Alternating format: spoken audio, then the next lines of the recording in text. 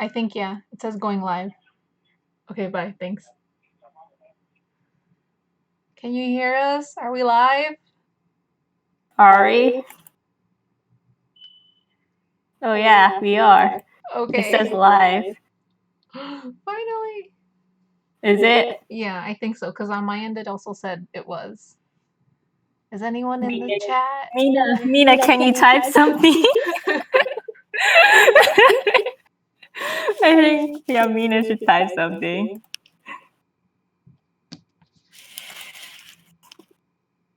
No, nobody's typing anything.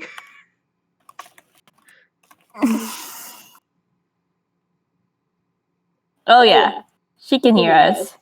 Okay. Yeah, she's listening.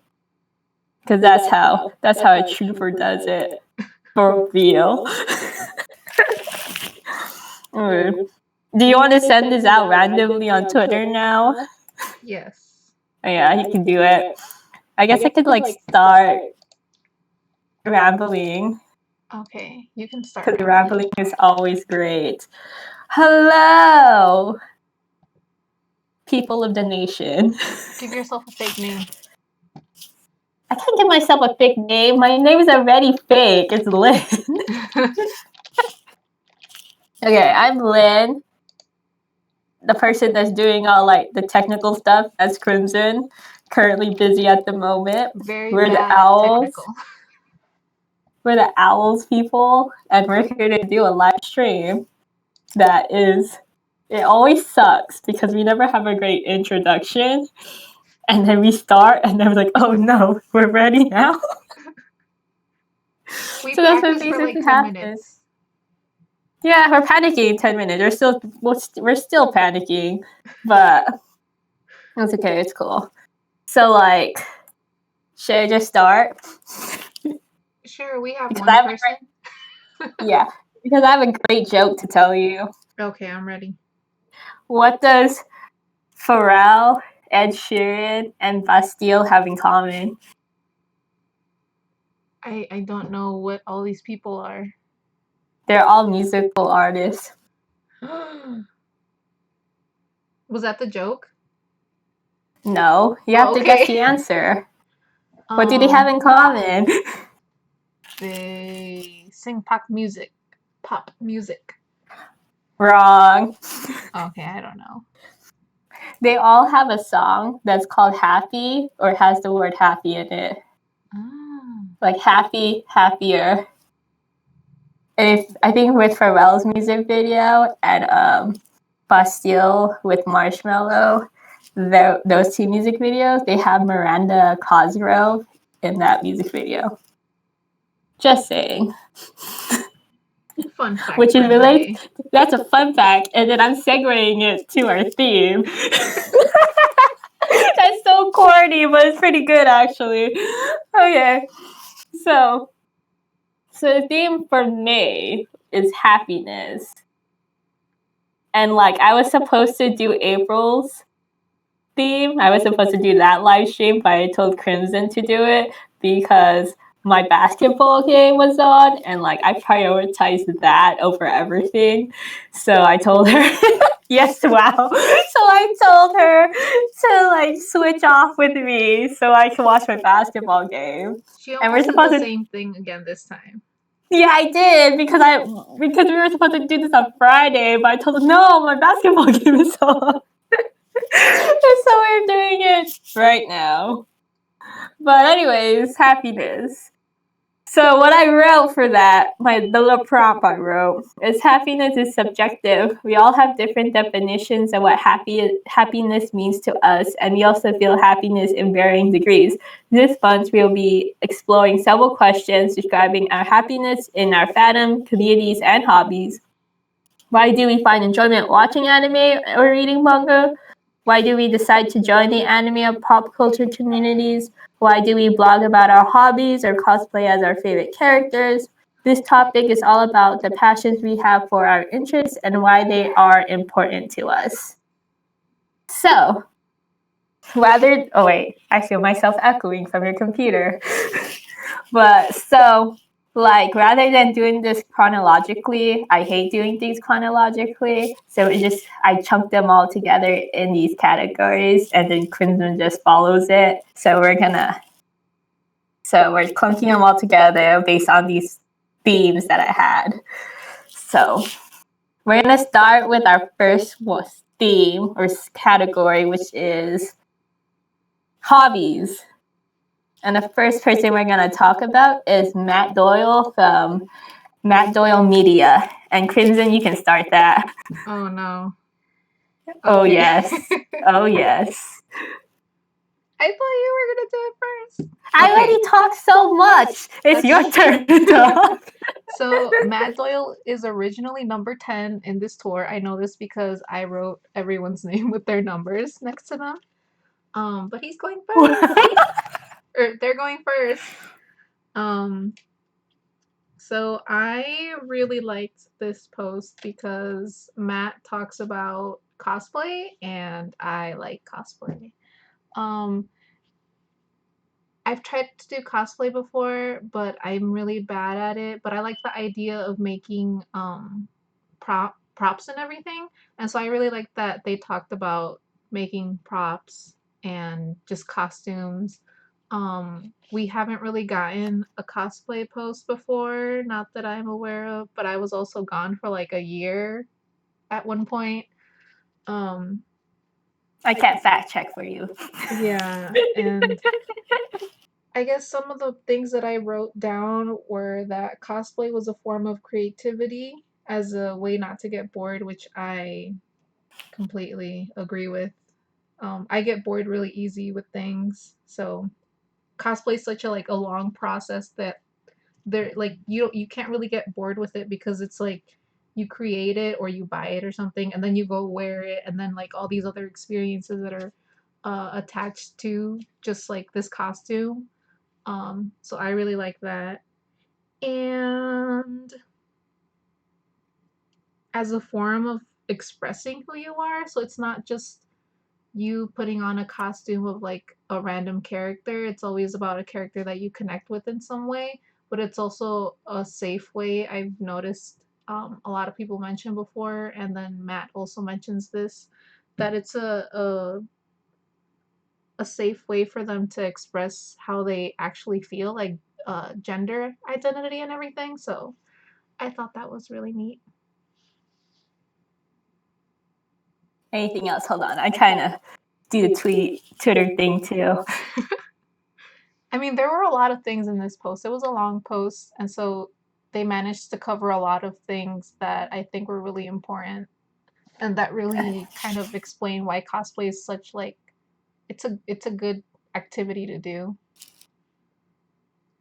I cosplayed for the very first time this anime. I was Kiki from Kiki's Delivery Service. For some reason, I thought you said Tiki. I was like, Tiki? I said Kiki, okay? But so I wasn't gonna cosplay, but I decided to do it after I saw this dress at Zara for $12, and I was like, this looks like what Kiki would wear. So I was like, let me commit to this. So I bought the dress. I got the brown shoes from Aldo. My sister bought me a GG cap from Japan. I got a $3 red bow and a broomstick for $13, and it worked. That broomstick is very expensive. Yeah. Oh yeah, out of everything the GG plushie was the most expensive thing. That cost like $25. But everything else was like a bargain. But anyway, side story. Back to Matt here. So I applaud Matt for his creativity in making his cosplays. I also like the fact that he lists each and every cosplay he did as if we were following his evolution as a cosplayer. And I only have 2 questions for him, which he can answer whenever, or he can just completely ignore this live stream and not care. But I'm going to say them anyways. Who do you want to cosplay as next? And why? And do you have a favorite cosplay you did so far? If so, which is it? So those are my questions for Matt. But overall, good post. Can I answer those Yay. questions? Yeah, you can answer those questions. So I've only ever cosplayed what's the name of the girl from that one fantasy shoujo with the There's red a lot hair? of fantasy shoujos. The one with the red hair and like the skull dude. The ancient Yeah. Magnus Bride. Yeah. Agnes. What's the name of the girl? Oh, you did? Yeah, I did. And I went to some local convention. I want to say it was ASIN, but that was like a year ago or something. I also took it to my job at the theater, so that was interesting. Everyone thought I was like Velma from Scooby Doo, and I was like, "No, Scooby-Doo. this is anime." Where are you? We got some work to do now. The nice thing about this live stream is that there will be singing from Lynn. There's pure entertainment. That's what we call it. And then I That's want to right. cosplay a serial killer. But you already are. I know, it would be perfect.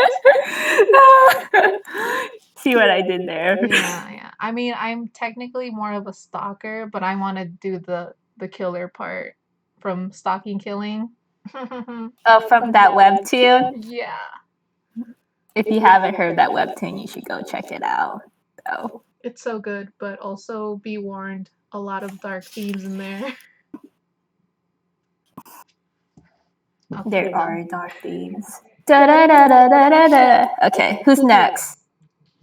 Aria? Yeah. You can start that. Thank you, Lynn. Thank you. You always go first in my heart. Oh, Bada bing, that's bada so boom. nice. Finally, I made it in there after so much harassing and stalking you.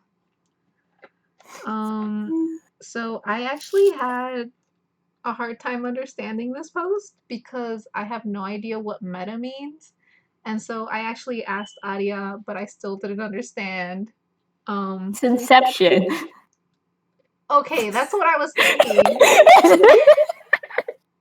And then I was like, how does that connect with fan fiction and writing? But I still really like this post because I'm a huge fan fiction person. I write it and I read it. And today I only slept 4 hours because I was reading fan fiction and webcomics. And then other days I go to sleep really, really, really late, as in the morning, just because I am reading a lot. So I thought it was really nice that there was like a teacher that they mentioned that used fan fiction for a creative writing course, and I was like, where? So I can go there and take this class. I would be writing all the BL, so ha ha ha. Don't you write fan fiction? I do. Where do I find it? On the internet. I recently added it to my blog, so Yeah, I'm too lazy to go there, so send me a link later. It's very dangerous there. What else? What else did I write down? I thought it was interesting that they said that fan fiction was a bridge between passion and future. Because I always think of fan fiction sort of like this hobby that I don't really want people to know about, but they kind of connected with writing and like world building and everything. So I thought that was really nice.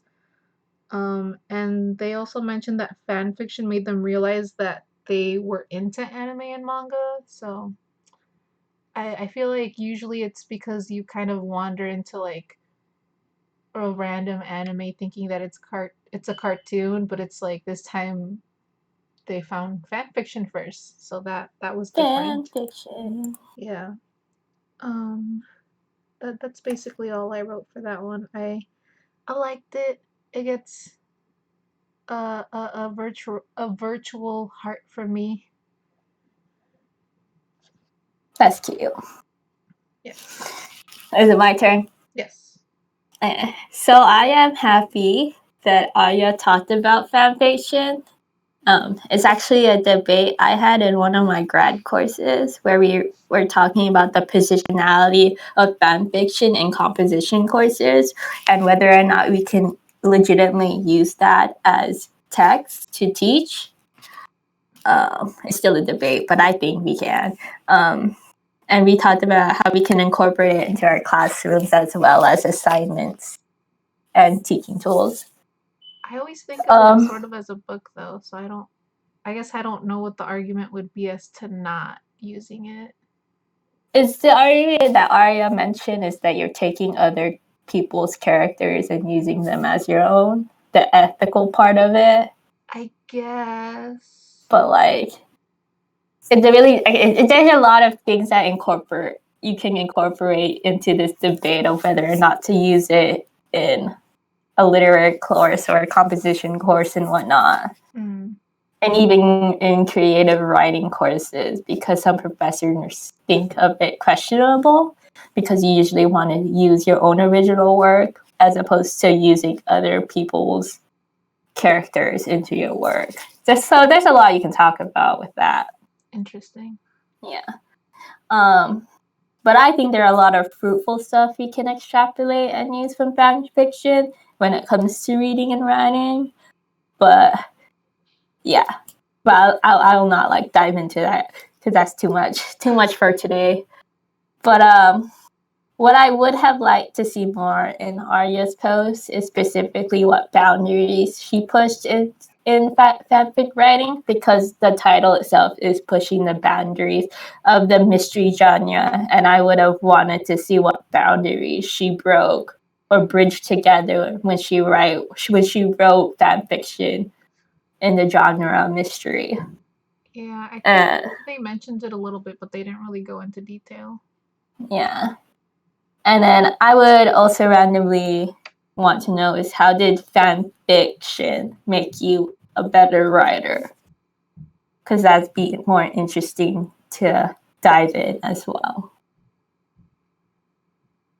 But yeah, that's all I have to say.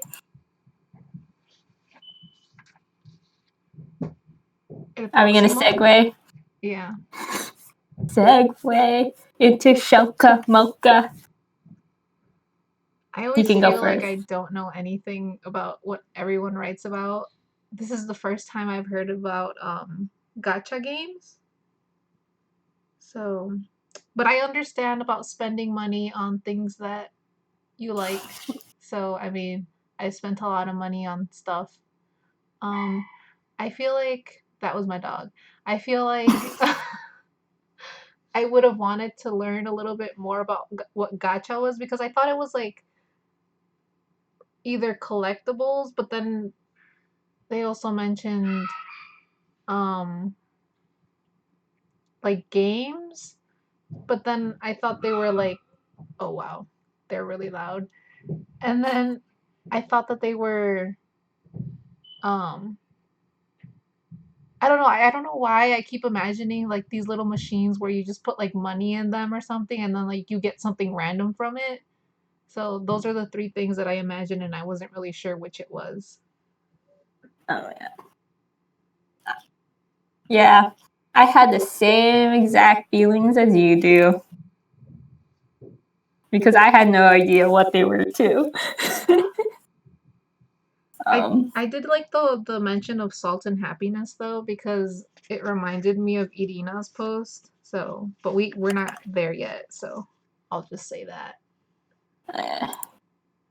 So what I have for him, I haven't heard from Shoka in like forever. And I can't even find my notes on it. Did you actually write notes? Yeah, I did. Don't say I did. Okay, I found it. Okay. So he mentioned that he kind of rushed this post, and you can totally tell from his writing that he did. I had the same exact feelings as Crimson, that I would like more background in these gacha games, because I never played one, and nor have I like familiarized myself with these rules and whatnot of it. So that would have been better for a reader to try to understand that. So it was a bit confusing, but I kind of understand the time constraints they were in. So that's all I had to say. Yes. Some harsh criticism, I know. I apologize, but that's just me and how I work. So that's it for the hobbies section. The next section we're going to talk about is anime, particularly how 2 of our blockers applied anime in relation to their well-being and their relationships with other people. So the first one that we're going to talk about is karate. So you'll always start, so go start. Go start what? A riot. There's a song. I'm not gonna sing it, but there's a song.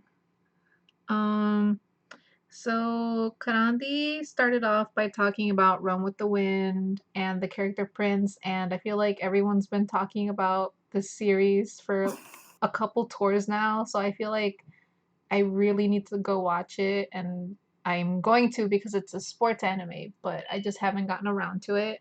But basically the message that I'm getting is that you should embrace new experiences without having to compromise old ones, and sometimes they can kind of like live together, like like the character Prince apparently really likes manga, but just because he likes that doesn't mean that he has to give it up in order to go running, that they're always kind of there. And she also just mentions going out of your comfort zone and how sometimes it can lead to happy surprises. She mentions harems. I am not a huge fan of harems for quite a few reasons. Mainly, they make me cry. I recently read this webcomic where it's like a harem, and I really, really liked it. And then my ship didn't sail, so I was very, very sad. So I think that's one of the tragedies of harems. Um, but she also mentioned sports anime, so if you haven't tried a sports anime yet, you should. They're really good.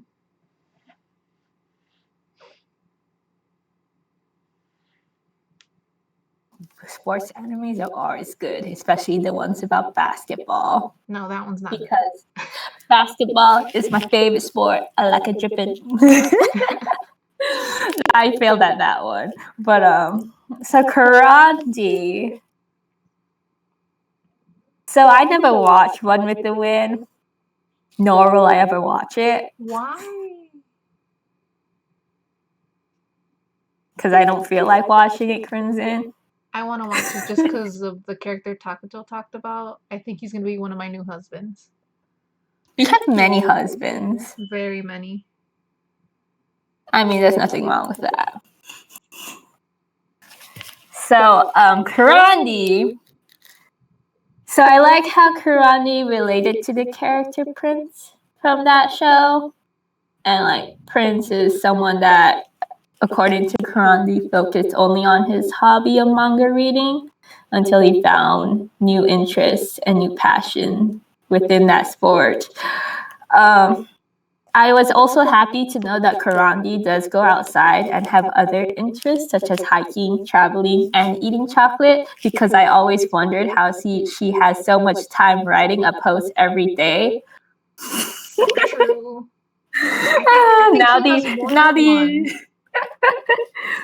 I got my answers, so good to know. And I also like how she, like Prince, is stepping out of her comfort zone and accepting opportunities and experiences with a fearless attitude, because there are a lot of people out there that are just fixated on being homebodies. Like me. And then I added an additional comment. In Camila Cabello's Havana video, the grandma said, "You need to start living your life. I know you'd rather be home, but life isn't going to come knocking on your door." I would say it in Spanish, but I don't know Spanish. But the translation is that. I would read it in Spanish, but it's not in front of me. I should have told you to read it in Spanish. But that's what her post reminded me of, that music video when Camila Cabello only watched telenovelas, and like how her grandma told her that although it's fun to watch telenovelas, you need to actually live out and live your life. And so that's what she did in the music video, and she did some little salsa dancing and whatnot. Telenovelas are really addicting. Oh, I heard. My students told me about some of them, and they told me I should watch them, and I told them I shouldn't because once I start, I can't stop. And that's dangerous. I feel like I can stop watching like some other TV shows, but there's just something about so much drama and like something about them that I'm just like, if I start one, it's like I can't. I have to watch it all the time. Yeah. Crazy. But anyways, you can recommend me some telenovelas one day. Who, me? But yeah. Oh, okay. They're all old though. All the new ones aren't that good. Good to know. Okay, so next person is, how do you say her name? I say Neha. Neha? Yeah. But I'm not sure. I've never heard anyone say it. Until now. So if it's Neha, if you call it Neha, I'm gonna call it Neha. And if she needs to correct us, she will when she watches this. If she watches this. But Neha from Biblionian. You can start again. Okay, so then Neha is new to OWLS. And I was really excited because I recently started following them, and a lot of their posts were like really, really good. They're long, but they're really good. And I immediately thought they fit with OWLS. So when I heard that they were joining, I was very happy for this tour, especially. They were very excited because they wanted to talk about Initial D and their relationship with their brother, and how their brother was a huge support and a form of motivation. And they're actually the person that introduced Neha to Initial D. So I thought that was cool. I think most people kind of randomly find anime, but this time it's like, here, watch this. And you're like, yes, I will. But I guess the takeaway for this is that is trying new things and being inspired by the underdog story and how they overcome their struggles, and then finding inspiration in that so that whatever you're going through, you feel like you can do the same thing, which seems to be what Neha did. Apparently, before, according to the post, I think that they didn't really go out a lot or didn't have a lot of friends. And then after this, it's like they entered into like this community, which I think a lot of anime fans do as well. So I really like this post. Also, they have a better relationship with their brother than me, because me and my brothers fight all the time. I can attest to that. When I met them. Yeah. Yeah. I feel like we're always just looking for an excuse to fight, but it's fun, so. Oh my god. I'm not gonna dive into that. I mean, I probably will dive into it when it comes to your post, but I'm scared for that one. Yeah. Yeah, we'll talk about that later. Anyways, Neha. Let's see. I'm like doing two things at once, but okay, I found it. When Neha mentioned Initial D, the first thing I thought about, actually there are two things I thought about. The first thing I thought about was, I never watched Initial D, but I played the race car game at round 1, though. I didn't suck at it, so give me props for that. And the second thing when I think of Initial D is the parody in Lucky Star when they see that You Are My Gravity plays in the background and they're driving like crazy. That's the second thing I thought of. So, going from there, I thought Neha's post is pretty heartfelt. You can hear from their voice how much they care and love their brother dearly. And I like how they bonded over Initial D. And that anime is something they kept close to their heart, and you can actually tell from that post. So it's cute. It's a cute post. Yes. Okay, so now going from there, we're still sticking to anime, but now we're gonna relate anime to writing. And the first person we're gonna talk about is Captain Jack. So take it away, Crimson. Whoa! What is that enthusiasm coming from? No, I was just thinking that I made a boo-boo. How did you make one?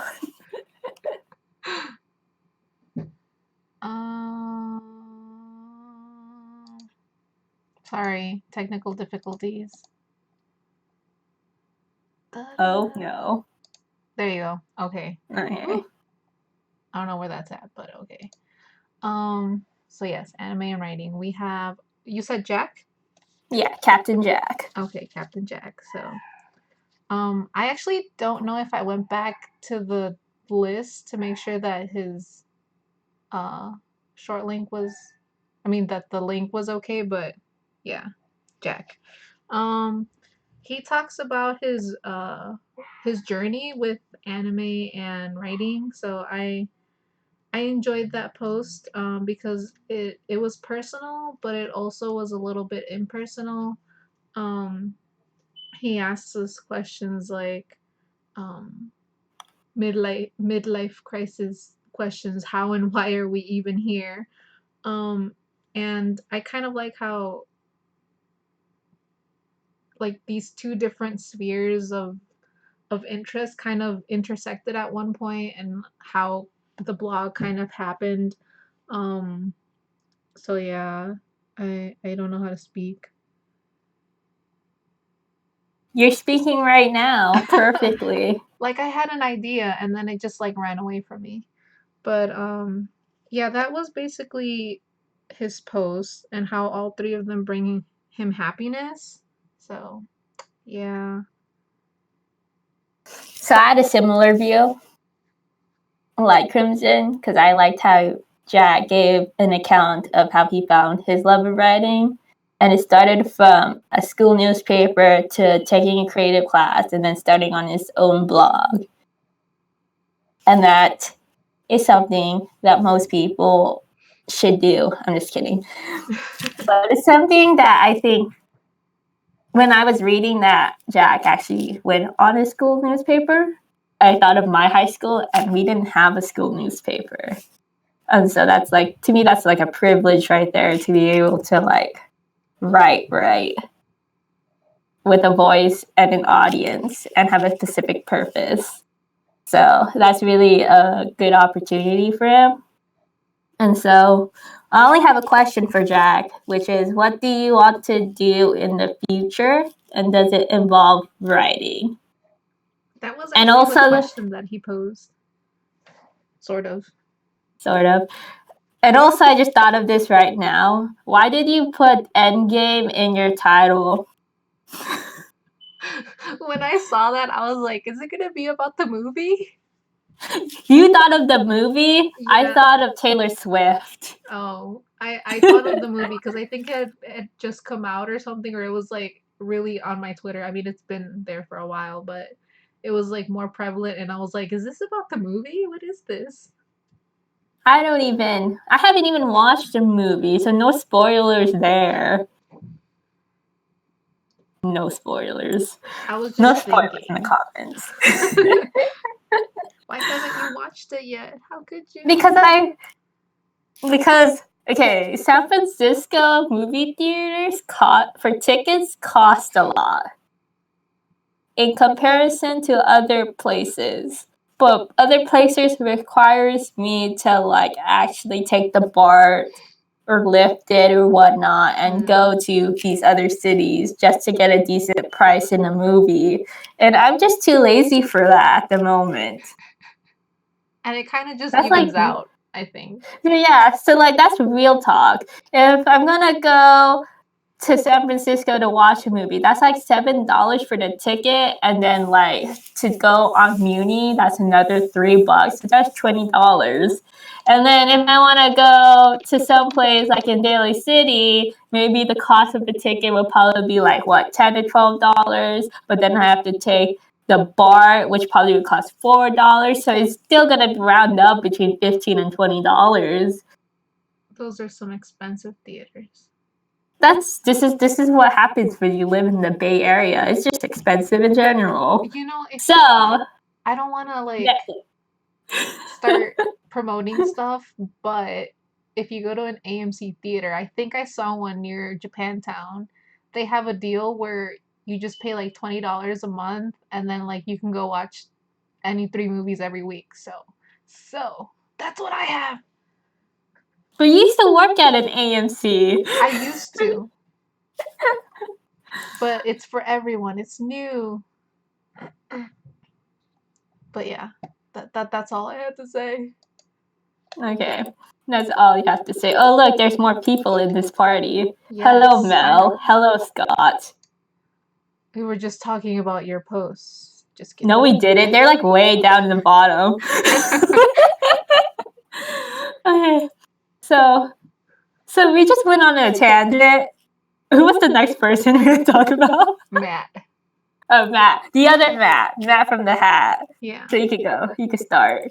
Okay, so Matt's post was called Seeking Your Inner Happiness, and it was basically just like a trip through memory lane or nostalgia. Like that's basically it. Like he was like, "Do you remember what your first anime was and like what your first manga was and like all these different things?" And I'm just thinking back, I'm like, "Do I actually remember?" So it was really nice to kind of um read through that, because while you're reading what his answers are, you're also kind of just thinking about what your answers would be.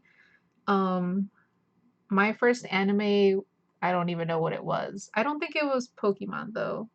I want to say it was something else. And since we're talking about Pokemon, I want to say that I prefer Digimon and will forever prefer it. Um, he also mentions Yu-Gi-Oh for the manga, so I thought that was really cool because I really like Yu-Gi-Oh. I stopped watching it once it started turning into like all these other random like series, but I watched the one with like the puzzle and the Pegasus dude. So um okay, so I was wondering who had to do a blog for class. So it turns out it was Matt because I wrote it down in my notes. Um, so I thought that was really cool. I've never had to do that before. I don't know where you guys are going to school, but I want to go there because it sounds fun.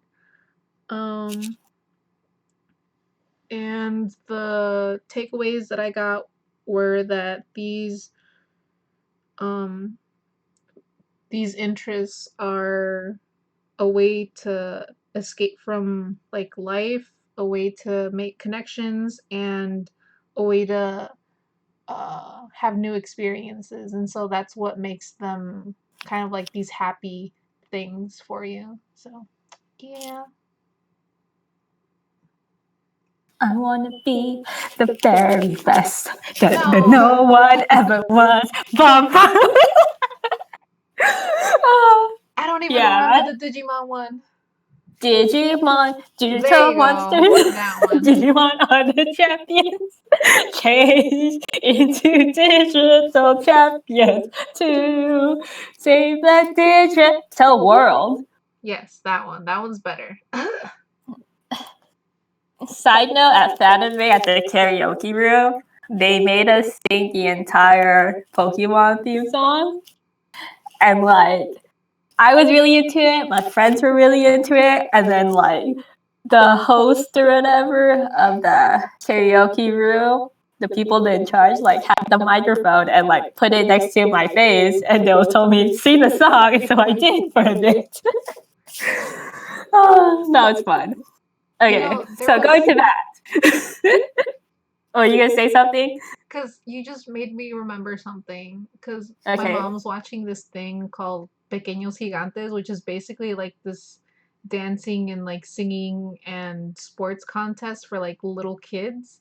And so one of the questions that they gave like these 5-year-olds was sing a song in English, and one of the boys starts singing the ABCs. So I thought that was really cute. That's it. That's adorable. That's my side. That's my side aside. I like how Scott says, "Come here for the pose, stay for the singing." Okay. So Matt, similar to Jack's pose, Matt recalls his first anime and manga that made him fall in love with the fandom and culture. And his first anime was Pokemon. Mine was Sailor Moon. But I actually watched Pokemon too. And the reason why I got into Pokemon is because in second grade, the guy that I had a little crush on sitting next to me was actually interested in Pokemon. And so when he had his trading cards, I went to go buy trading cards so we can have similar interests. Oh, so you're one of those people. I'm one of those people. But I also watched Digimon too. And I also watch Yu-Gi-Oh! And like I kind of sucked my sister into all of this, so she's a closet otaku fan, but not really. And I can relate to Matt the moment Ash turned into stone and Pikachu tried to electroshock him to bring him back to life. There's like a lot of feels to that. And the fun fact is, the guy that I liked in second grade, right? He asked me if I wanted to see the Pokemon movie in theaters with him. And then I was like, yeah. So we went to watch it with our other friend and his mom. So it was all a little play date right there. Yes, people come for these random facts about my life too. So back to Matt though. I want to ask Matt, do you collect the Yu-Gi-Oh cards too? That's a legit question. Like, do you still have your Yu-Gi-Oh cards? Because I still have my Yu-Gi-Oh cards and those Pokemon cards. I still have my Yu-Gi-Oh cards. I can't remember if I still have my Pokemon ones. I feel like I do, but they're in a binder somewhere.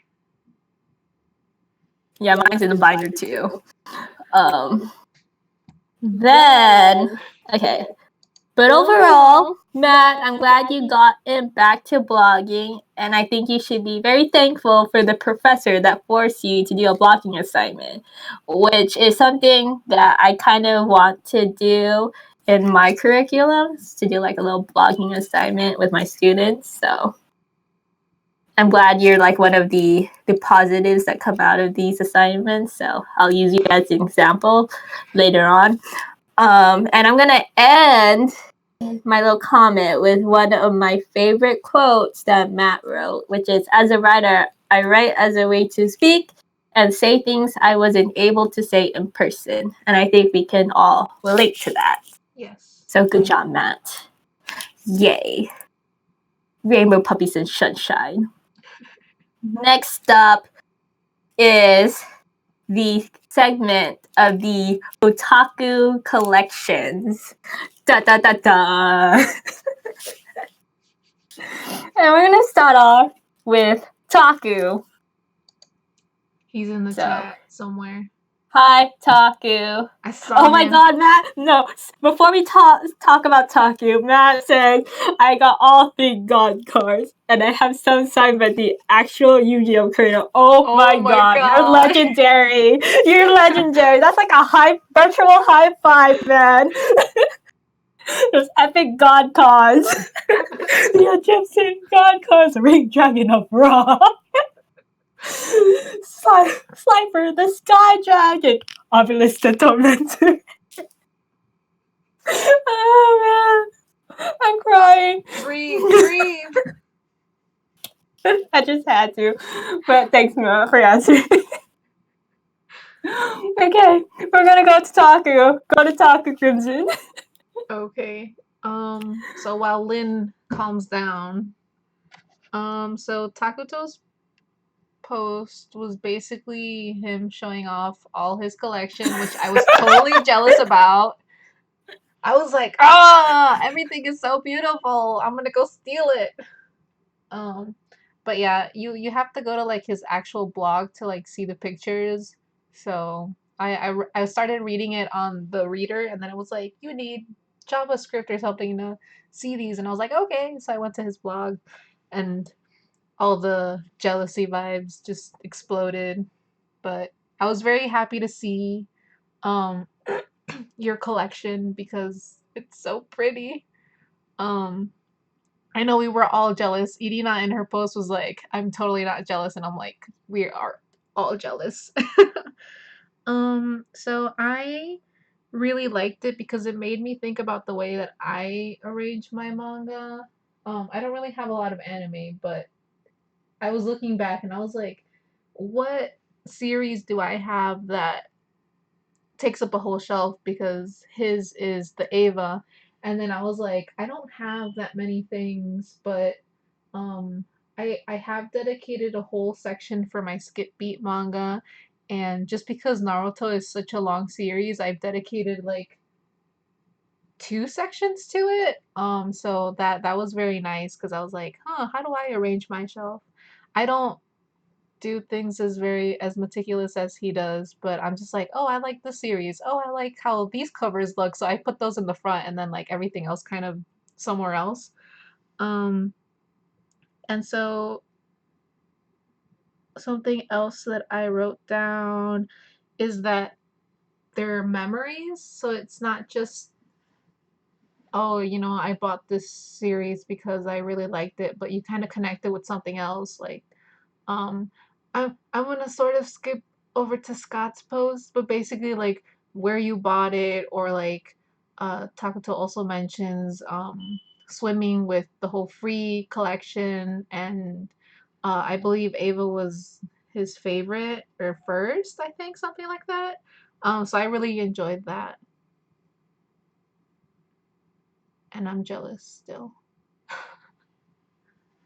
So, like, I'm not jealous of Taku's collection.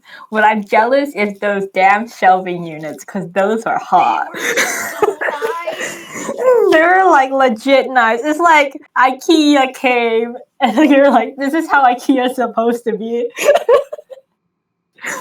I need to That's all I hire him can. and his dad to come like rearrange my room. Like, I love the shelving units. That's the only thing. Like, I didn't care about the stuff that he had. I just cared about, like, damn, those shelving units were amazing. And I was thinking, like, in my dream house, I'm gonna need those shelving units. Shelves upon shelves and storage upon storage for the amount of books I have and my crystal collection and tarot cards. Oh yeah, I think that would look nice. Yes, so yeah, I just love the shelves. I also like how Taku categorize things by genre because I do that too when it comes to my books. And I alphabetize them by the author's name, the last name as well. I tried to do Like a that once, librarian. and I couldn't, cause then you would have like small books next to like really big books, and I was like, I can't do this. They all have to be even or close to even. Yeah, but I just have to alphabetize them because like I have authors that have similar like authors and their books together, so I like have to put them in that group of all the authors writing because if they don't, it bothers me. Mm.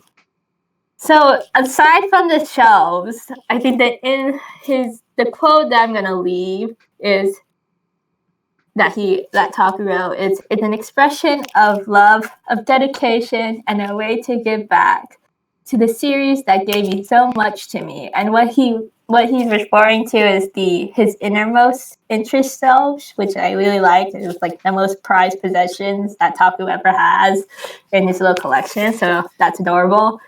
And then my question is, how much do you think your entire collection costs, Taku? Anime is expensive. I don't even know how to imagine. Like, I want to know the price tag. Like, legit. But yeah, that's all I had to say. Yes. Okay, and we're gonna continue on to collections with Scott's collection. So Scott's collection. I thought that it was a nice contrast to Takuto's because they're both too much. I'm broke. Too much, I'm broke. So I thought it was a really nice contrast because Takuto's are sort of like personal memories, and I feel like Scott's is also, but it also tells like another story. And he talks about it in his post about like the comings and goings of, you know, anime companies and everything. Because I remember that I used to buy all of my anime stuff from like this one store called Sunrise or something, which closed, and I was very sad because that was the only store that was around at the time. And once it closed, I was like, no more anime for me. And then it took me forever to figure out that there was some manga at Borders. So it's like it took me back to the back in the day when the dinosaurs were still around. Um, and yeah, that's the biggest takeaway. So, like, I have 2 questions for Scott, and they're legit questions. Because in his collection, you have this gigantic section filled of Gundam stuff. And my question is, Scott, have you ever built a Gundam before?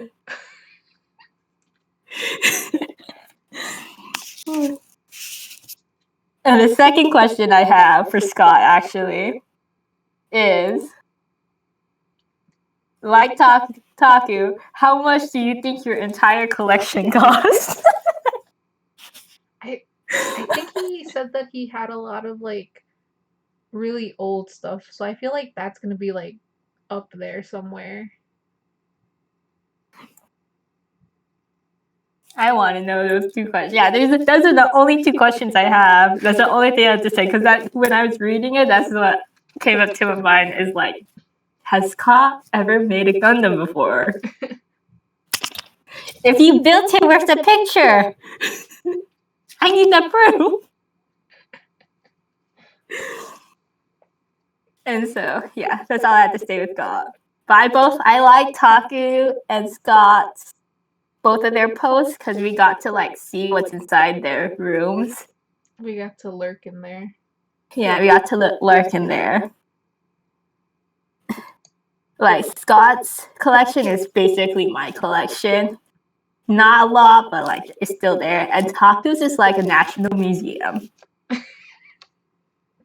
Like, it's a national museum. It should be recognized by the government. That's what it should be. So yes.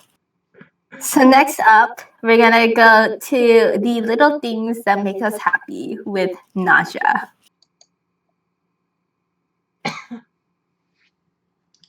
So I think, oh, I was gonna say Naja was the first one to start this tour, but she was actually third, so my bad. But I really liked this post because Naja's been gone for a really long time, and so this kind of gave us some insight into what she had been up to. And I know that she was doing a lot of crochet stuff because of the Etsy thing and her posts up on Instagram.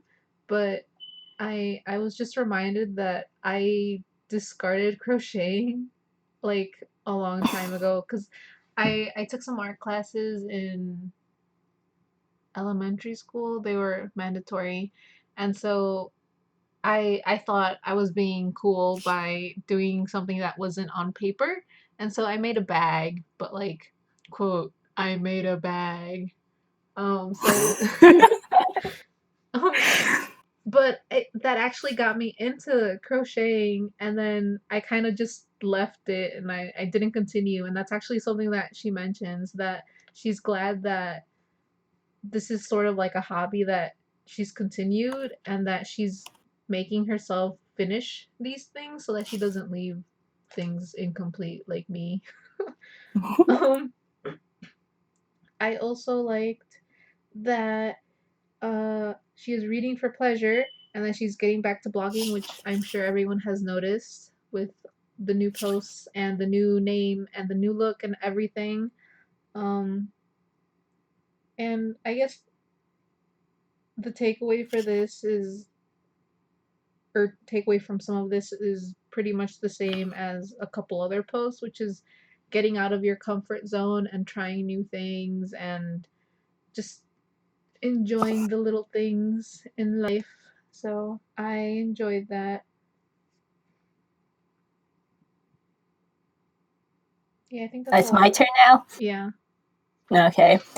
So I haven't noticed that Nadja has been gone, and I didn't realize that she changed her name for her blog from Nice Job Breaking It to Hero to Blurty Otome.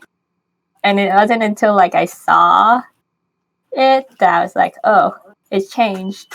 So Very that was surprised. interesting. And so next is a non-paid advertisement of our sponsors. If you didn't know that Nadja has an Etsy store, she does. Yes. And it's called 30 Girl Crafts. And if you haven't checked it out, you should check it out. So yes, go check it out. So like what Crimson was saying, that Nadja likes crocheting. I never tried crocheting before, but I knew that my grandma did, because my grandma made crocheting up things, so that was pretty cool. Bye, Takuto. And then she described how she's unable to finish large crocheting projects because she always gets distracted. And I'm glad that Nadja finished her blanket project.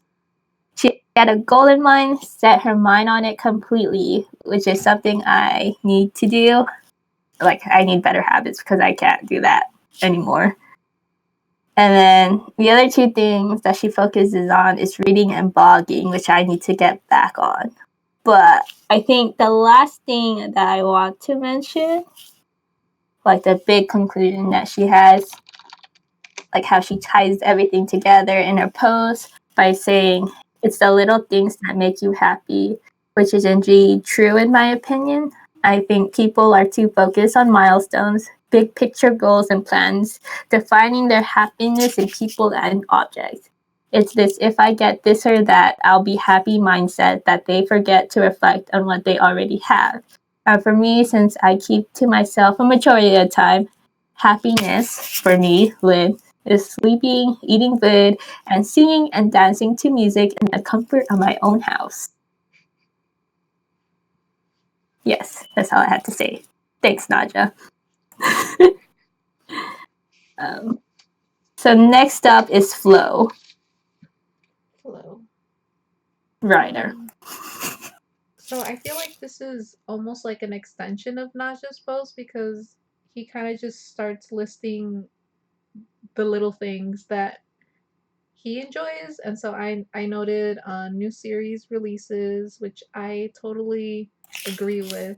I'm pretty sure I've screamed about a couple things on Twitter before about new releases, and I'm sure that everyone gets excited after a really long wait in anime, so that's always nice. Um, but he also mentions that sad things also make you happy, and I thought that was funny because I I feel like that's true, but I didn't know others did. So yeah, that I like that. Um, but yeah, that's basically all I wrote down. Okay, my turn. Flo Ryder. Okay. So Flo summarizes his post in one sentence, which is I like happiness, which happiness for him is the enjoyment I feel when I spend my time on things I like. Which is like Naja, he talked about a selection of things he found enjoyment and happiness in. And I'm gonna pull one section that I like. I didn't know that Flo was a WoW player, and I thought that was pretty cool. Now he's just a filthy casual, but I can relate to him when it comes to playing games, especially co-op games where you work as a team to defeat a boss. There's a sense of accomplishment when you win, but you win together, and I like that feeling too. The other thing I like to mention is I can relate to his music paragraph where he talked about discovering a new band and why he hasn't heard of them before. And I always have that feeling as well.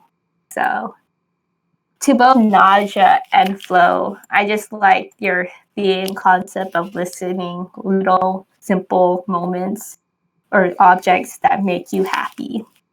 So yeah. So yay to both of you. Yay. And next up in our section is the community. Yay, community. Oh, I didn't say that right. I was like, what? Yeah. So the community section we're going to talk about first is Lita. Oh, that's me, right? Okay. Yes, that's you. So I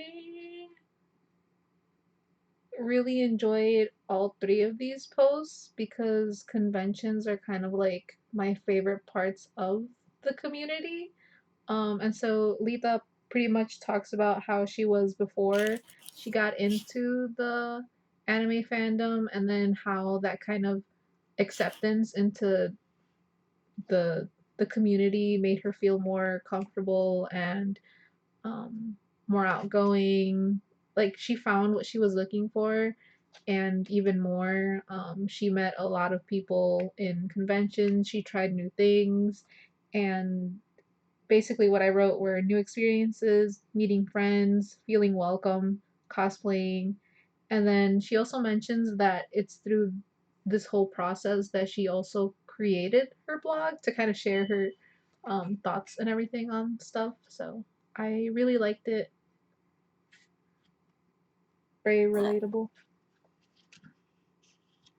So, Lita, like what Kenzen said, she mentioned how blessed she is to be part of the anime vlogging community and making new friends out of shared interests, anime.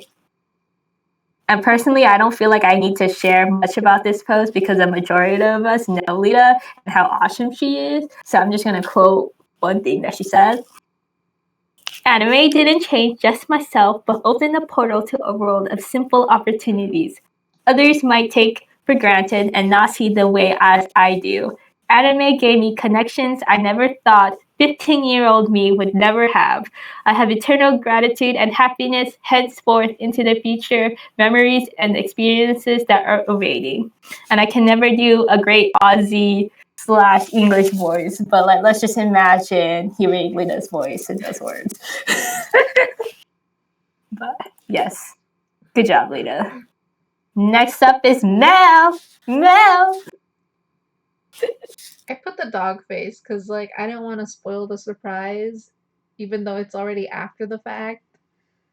Um, but Mel kind of did a combination of what Naja and Flo did by starting off by listing like all these different things that make her happy, and I think like the first thing that she mentions is the sky, and I was like, that's so like I liked it. I don't know how to describe it. I want to say it's like poetic, but I also don't know if that's the right word. But it was just like really simple that it was like, wow, who notices the sky? And I feel like not a lot of people really notice like the little things, and so I thought that was really nice. Um, and then she also mentions all these other things that I can't remember off the top of my head. But at the end of it, she says, actually, this post is about this, and it's the anime community and specifically Hazel. And I thought that was a very, very nice post. I feel like it was like a dedication to her. So I thought that was nice. And then I feel really bad because I didn't know it was a secret and like I posted it on Instagram. But I got it down hopefully quickly, so hopefully I didn't spoil the surprise for anyone. Yeah, that's all. So you didn't ruin the surprise for me because I didn't know that Mel was coming, and this is the first time I ever read her post. And I was like, oh, she kind of revealed it, but I didn't read it at the time, so it was still a surprise for me. So I liked how Mel talked about the anime community she's a part of, which is also OWLS.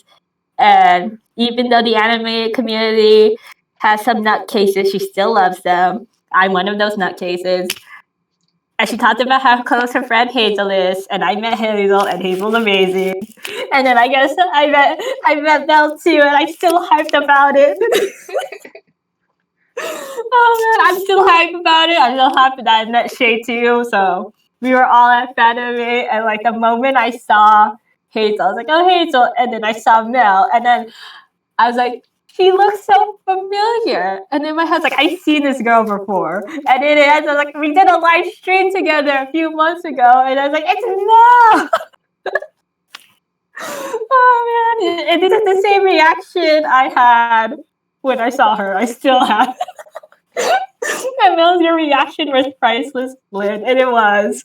I still have that face. But yeah, I was happy to meet Mel. And I gave Mel, Shay, and Hazel a Lynn pin. And Crimson has a Lynn pin too. So yeah. Yay, Lynn pins. Yay, meeting vloggers. Yay. But yeah. Am I hyped as I am now when I met her? Yeah. I still have the same personality and enthusiasm, so yay! Okay, next up is me. You can go first. Well, I already told you what the epic moment was. It's meeting Mel. That was the highlight of my weekend. That's not what your post said. There were other highlights of my weekend. But I like meeting Mel the most because my face was priceless. So Lynn talks about how she did not enjoy meeting Mel in her post. Oh yes, I was so disappointed. So Lynn's post is basically just about fanime and how it's been it sounds like it's been one of her favorite experiences every year. She does something different every year. At first it was Dealers Hall and Artist Alley, which I feel like is the experience for a lot of convention goers, especially when they go to the same convention every year. But after that, she kind of challenges herself to do something different every year. I know one year she volunteered. I don't know. Do you still do that regularly, or was it just that one time? Just that one time. That was with you when you came. She didn't want to see me, so she did volunteering.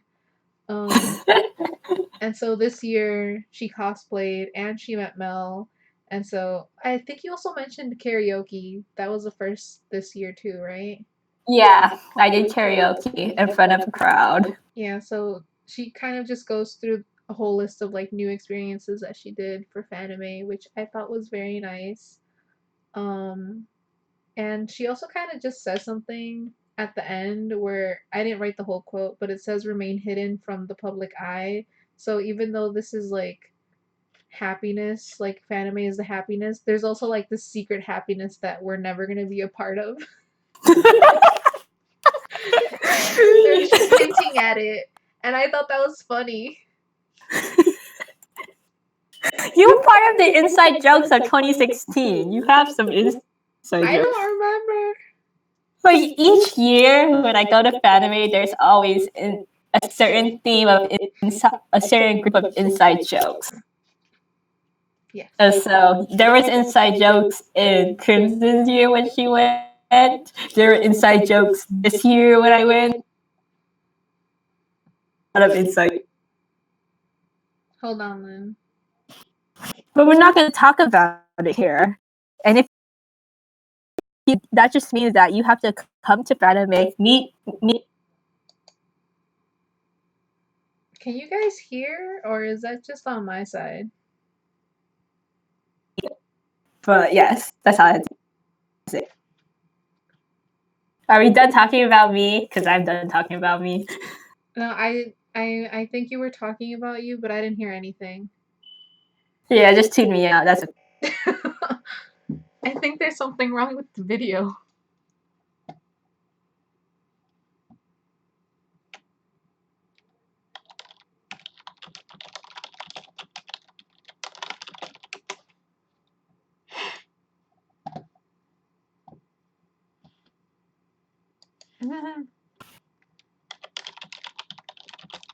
Can anyone hear anything, or is it gone? Cause Can you hear me? Because okay, I can hear you. Zette. Okay. Okay, cool. We're back. Okay, I didn't know what happened.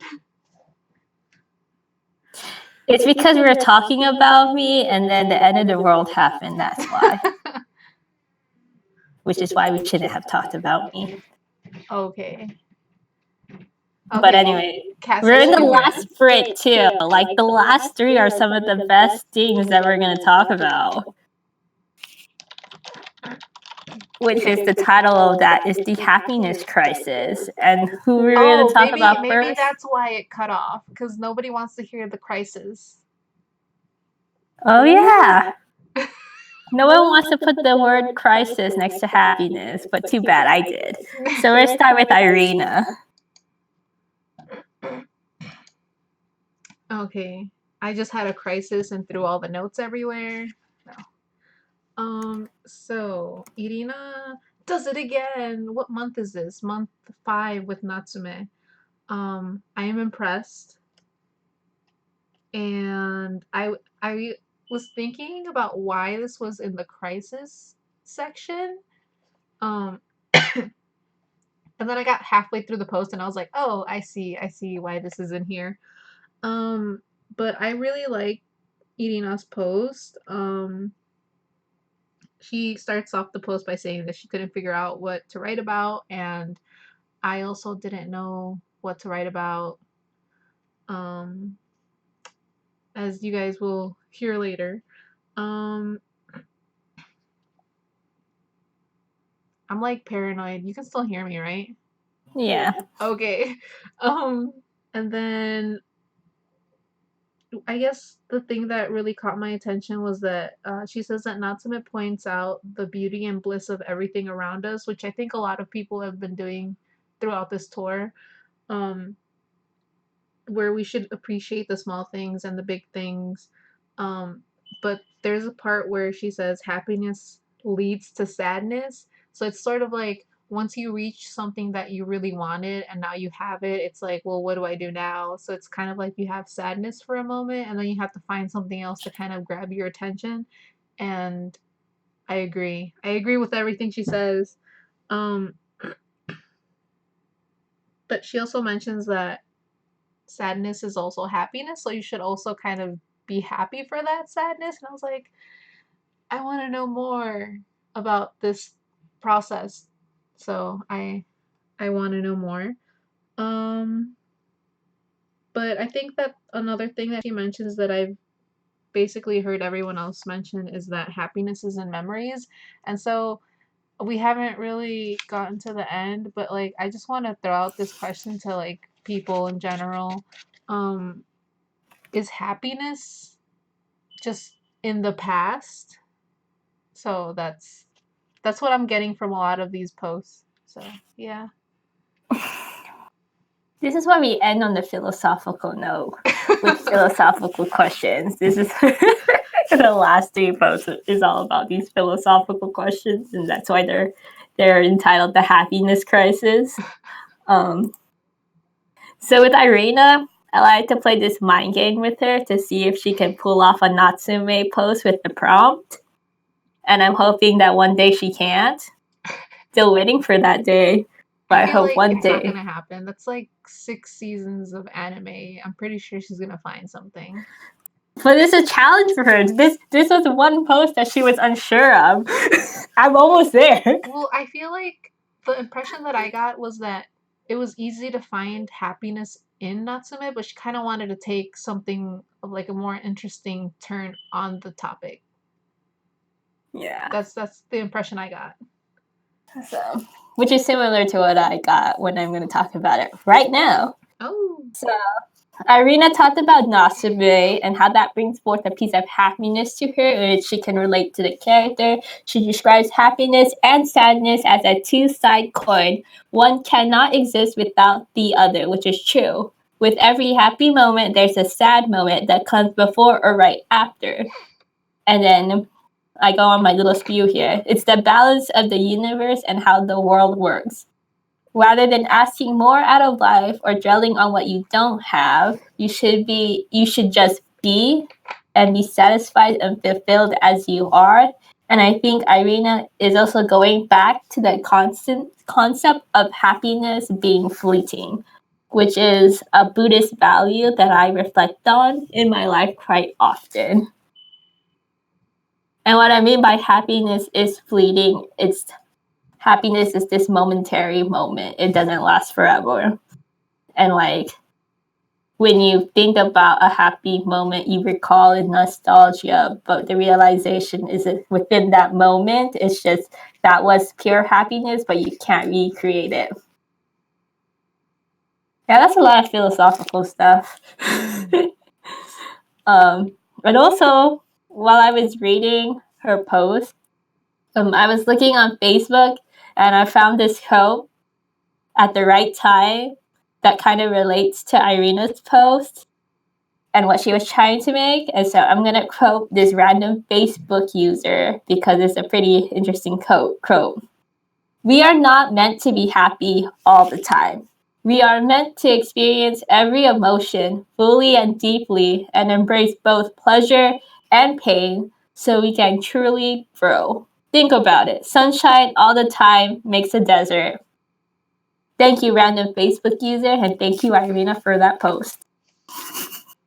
Yes. So yeah, that's all I have to say with Irina's post. So next up is Megan. Yes. So I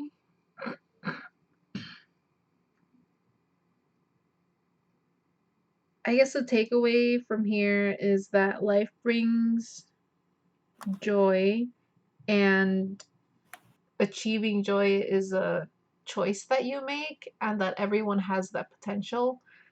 And I really like her post, but I don't agree with it. Not like 100%. Why don't you do agree in it? Why don't you? Because I feel like it's true, but it can also be not true. So Yeah. Well, this is what that was what Crimson thought. yes. And this is what I think. Yes. Because all I'm going to do is quote Megan on this one of what she said. On what she said. Joy, and by extension happiness, is something we just get given to us. It's something we actively seek and create for ourselves. And what I thought she meant is the law of attraction. If you think positive things will come to you. And think negatively, negative things will be attracted to you. And it all starts with your mental state of mind and how you think.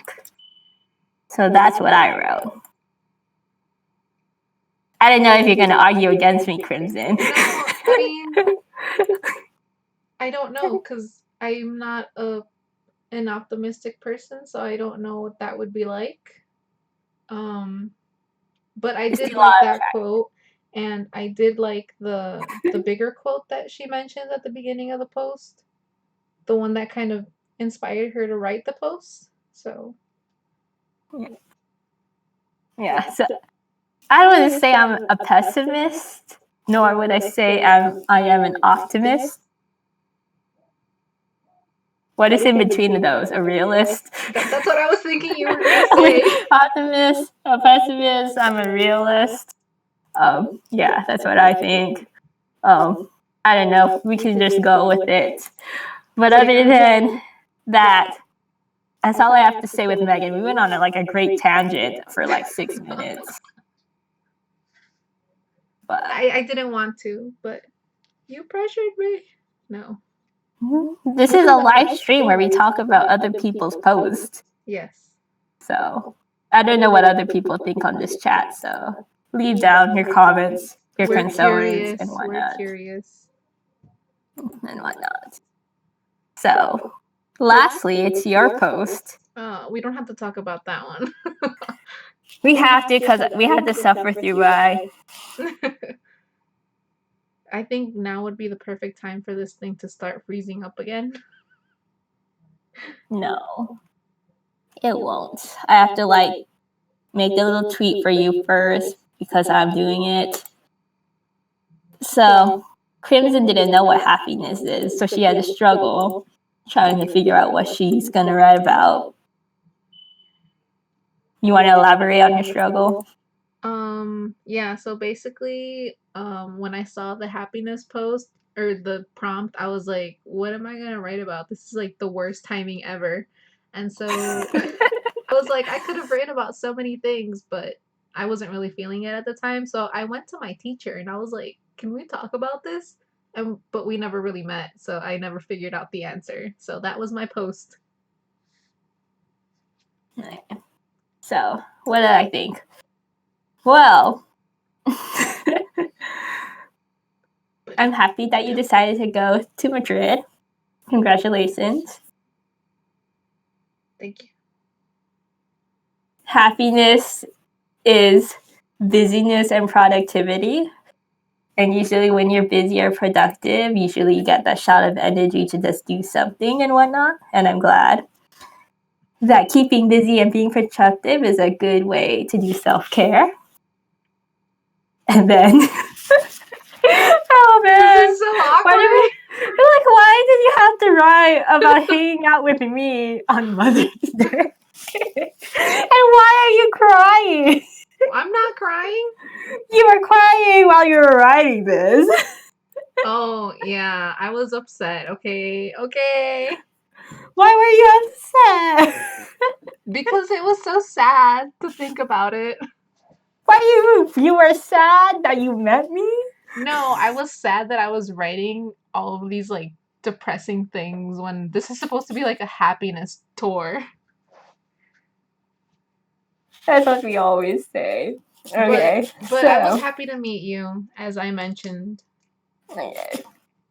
So, I have a lot of thoughts when I read what you wrote. Some deep philosophical thoughts and whatnot. I'm glad you had fun on Mother's Day because Crimson came during Mother's Day. Let me give you a little gist of what we've done or we did. We went to the Academy of Sciences. I forgot my charger, so we had to lift it back to my place to get my charger. Then we lifted back to the Academy of Science, and then we went to the Academy of Science, and then we stayed there for 3 hours. I recommend it though because it was pretty fun. And then after that we lifted to go to these 2 restaurants because Crimson wanted a taste of San Francisco, so I sent her to this Thai Asian fusion place called Kitchen Story. At the time it was basketball, so I was watching it on the screen. But Crimson was really fascinated by all the weird food that was coming out because they all looked delicious, and she just got curry because that's what she knows. I got a seafood pad thai. It was delicious. You didn't eat the whole thing. I didn't. But I ate most of it. I ate what was expensive, which is the seafood. And then the second place we went was You Dessert, which is a Asian-inspired dessert place. And if you saw my pictures on Instagram, you would be amazed at the shave ice desserts, the cake desserts, and like the toast. So I recommend both places. So with that in mind, as I was reading your post, Crimson, I thought that, and I actually reflected on what my friend Mina has said to me. So I asked my friend Mina, is Mina still on there? Say hi with Mina. So I asked her one time, if you had to describe me to a complete stranger in 5 words, what would be the words?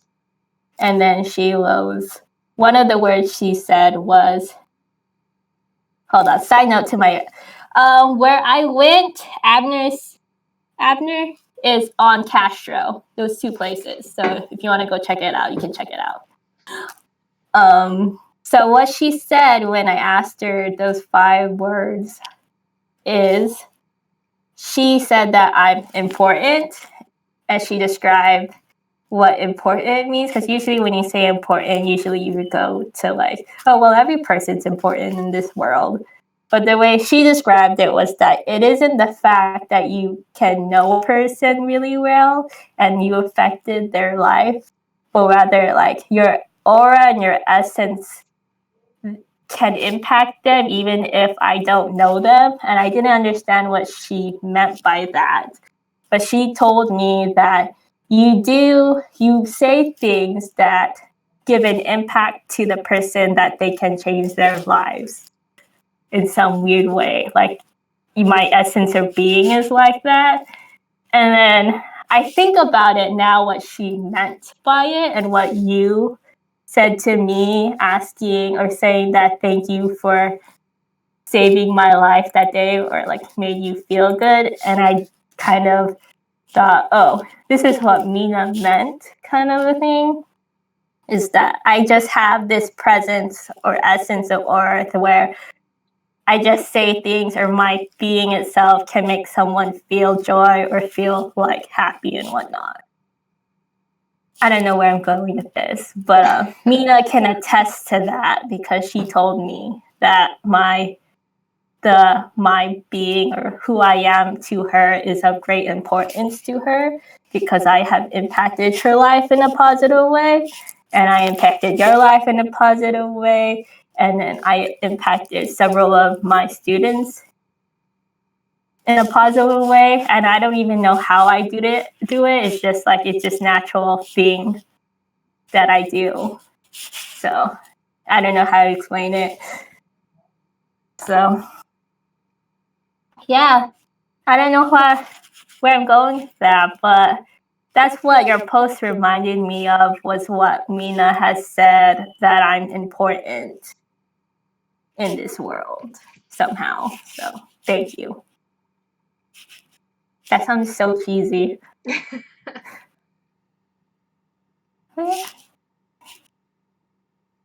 It's also the fact that I attract really depressed people in my life. I don't know why. Mina, can you explain that to me? But yes, that's all I have to say. So I know we left on a really sad moment. I don't know what else to say. It went from like this happy moment to this self-reflection moment to this moment of pessimism and depression, which is kind of weird, especially when it comes to both of us. So yeah, I don't know if people can attest to that, whatever. But yeah, I don't know what else to say, Crimson. Okay. Do you want me to go on another spew of happiness and whatnot? If you would like to. Well, Was there anything else that you wanted to say about the tour? well, everyone had a unique perspective, like usual, about things. Majority of us talk about our hobbies of objects that make us happy. Some of us talk about people that make us happy. Some of us talk about random things that make us happy. But I think I guess, in life, and I guess I'm going on another little spew, is that I told this to my students as well, because they always seek things, like they always question what their purpose is in life, and they think that it's just this grand one defining moment that defines your entire life, when in reality it isn't. That your existence isn't just one main purpose, it's multiple purpose or multidimensional. And so whatever purpose you have in life, it isn't just that. Your purpose are many little moments in life of whether or not you affect other people positively or negatively, etc., etc. That's the way I see it. And I don't think your purpose in life should be that defining a moment of what brings you happiness. Because happiness is what Irina has mentioned, is this fleeting moment. It's always these ups. But whether you can't always stay up, you are always going to go down as well. So you have moments of happiness and joy and fulfillment, but you'll also have lows, sadness, and depressing moments. But what you're supposed to do is bring balance between the two, between happiness and sadness, and that's where the satisfaction and just being itself of the existence is where you should be at. Yeah, I don't ask for more in my life, because I don't think I should ask that, nor do I ask anything less. I just appreciate what I already have. Because I think if someone asks me, what should I do to make myself more happy, or what should I do to change my life so I can be like this great joy, I would say there's nothing that I could think of, because I think right now I feel zen. So, yeah. Do you have anything to say, Crimson? Nope. Yep. I think that's a good note to end on. Okay. So, this is why they asked me to write these prompts. Because I have, like, I guess not life experience, but random tangents of interesting moments in my life. I don't know. Creativity, I don't know.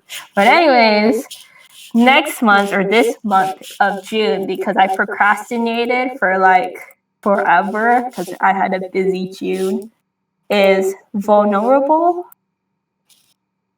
And do you have it up? Because I don't. Yeah, I have it. Okay, do you want to say it? Sure. So, this month's topic is vulnerable. I thought it was vulnerability, but I mean, it's the same, but still. In the month of June, we will be discussing what it means to be vulnerable. To some individuals, being vulnerable could be seen as a sign of weakness, but in fact, vulnerability is actually a sign of strength. In this month's post, we will explore what it means to be vulnerable and how certain characters in pop culture glamorize vulnerability. When do we show our vulnerability? How do we express vulnerability? Why should we show vulnerability? These are questions that we will be discussing in our posts featuring characters that show vulnerability and our sensitivity, and what we can learn from them, or even our own personal stories. Examples: Shiokiro, Clannad, Kimi no Todoke. Yeah. Yeah.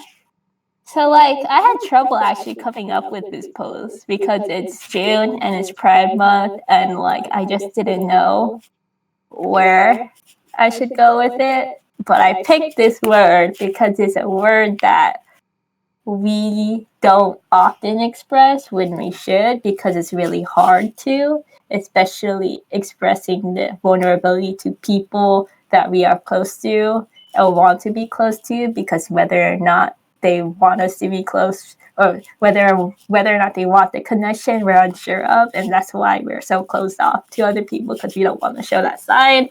And so I think that was a perfect word in relation to Pride Month, a perfect word that can be applied to various situations and people and relationships. So yeah, have fun. And that's all I have to say. So I guess that ends our stream.